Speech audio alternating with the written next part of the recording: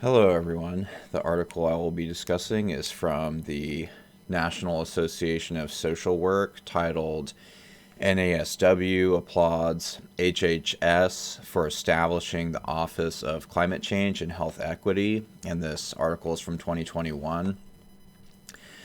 In this article, the NASW is recognizing that the Department of Health and Human Services, the HHS, for establishing the Office of Climate Change and Health Equity. I'm going to refer to that as OCHE. They're recognizing OCHE, and it's moving forward to establish this office, this committee. They're recognizing this as being a significant step toward addressing the impact of climate change on vulnerable populations and communities of color. So this article identifies natural disasters being linked to climate change, and they list floods, extreme heat, and wildfires, and these increasing natural disasters being linked with climate change necessitate the creation of the OCHE, this Office for Climate Change and Health Equity. And so they're recognizing that there's going to start being more governmental and federal action towards global warming. They give an example of Hurricane Katrina being a widespread, damaging climate change event and natural disaster, and recently Hurricane Ida in New Orleans, and how these disasters affect the human environments, and how it's related to social work is not only environmental advocacy, but then looking at how these ecological and biospheres are so affected by these natural disasters.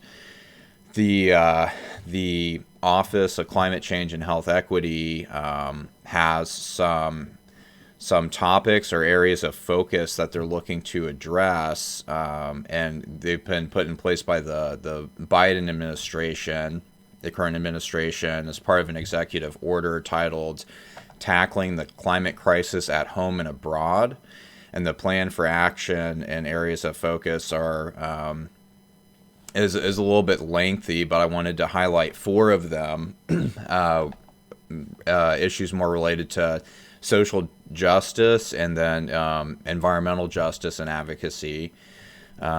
First, identifying communities. These are tasks of OCHE, this office, to promote, or kind of a task force to work towards identifying communities with disproportionate exposures to climate hazards and vulnerable populations. So that's an issue that relates to social justice.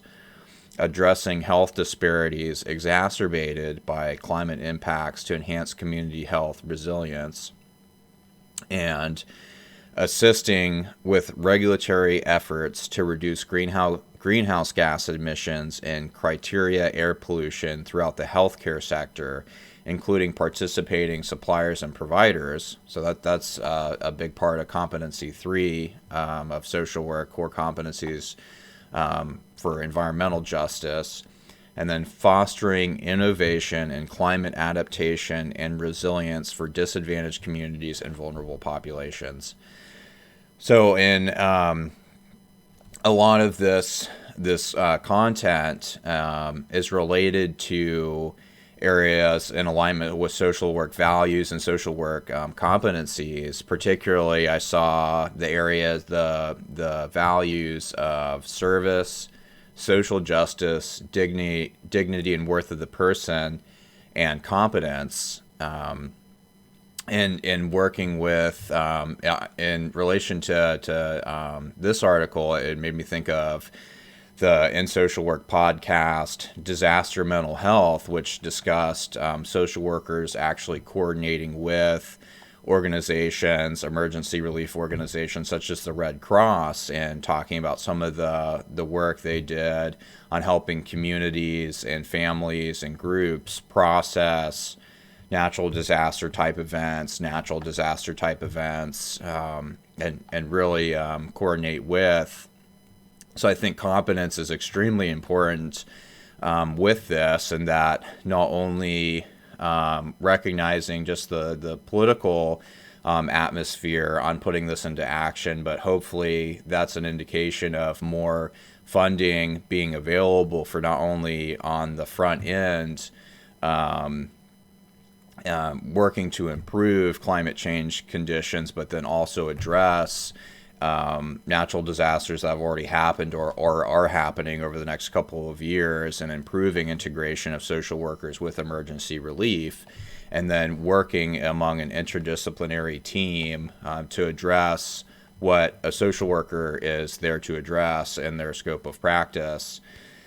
And then the areas of service being able to work with, not only do research alongside very scientific driven professionals, getting the most recent research, but then also putting that into practice, and working with, on the meso and micro level, working with groups and communities that might feel victimized, and help to process that, this isn't, this is something that's happening as a result of, on a global scale. This isn't something that, you did, and or the victim's guilt, survivor's guilt kind of stuff. Integrating these things in a lot of different ways to bring it home to how a social worker working with an emergency relief team is impacting the individual and helping process. The areas of social justice, of course, people experiencing poverty, systemic racism, and generational inequality are going to be more greatly affected. The homeless populations are going to be greatly affected by extreme weather conditions. People losing their homes that are living either below or just at the poverty line is going to be that much more difficult for them to get stable housing once again, so they're more greatly affected by natural disaster and mass casualty type of events. And dignity and worth of the person, I think that's extremely important too, that burning out is really high, of working with people and being able to focus on the person in front of you, and despite how many you see, 5 or 10, within that same day or more, and helping them process the loss of a house. So in looking at some of these different theoretical perspectives, I of course thought of functionalism in our most recent course content, these different systems working together to try and bring society and different social groups back to homeostasis.